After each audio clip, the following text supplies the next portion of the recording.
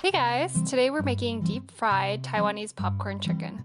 So last time we made air fried Taiwanese popcorn chicken, the healthier alternative. What if you want to try deep frying? Well, that's what we'll be doing today. So this chicken you can eat by itself with a dry rub, or you can eat with a meal. I'm going to list the chicken coating and dry rub spices here. If you need to see how they were made, please check out the previous video or video here. I'll also add it into the description box.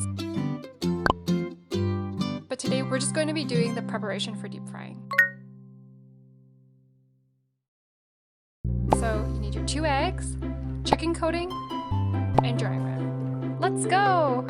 So first you'll be dipping your raw chicken into 2 beaten eggs.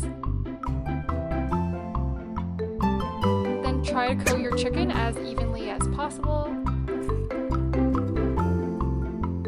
Then place it onto the drying rack.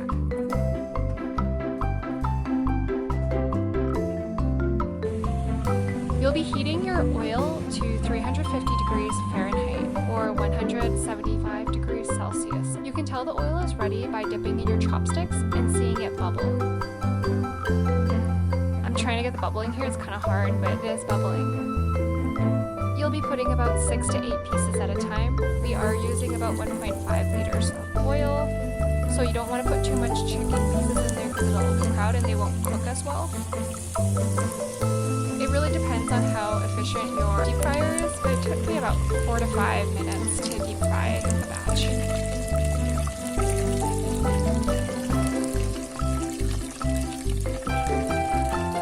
So that tapioca flour gives it a nice bumpy coating.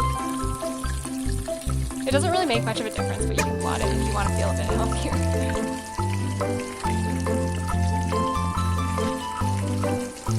Test out your chicken to make sure it's cooked.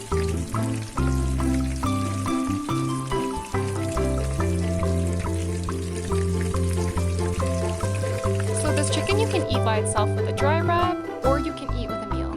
But in this case, I'm putting it with my rice, beans, and vegetables. Now add in that really good dry rub.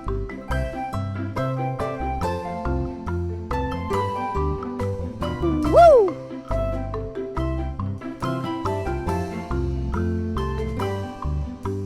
It's so crunchy and it's super juicy. Okay, again with the crunchy ASMR.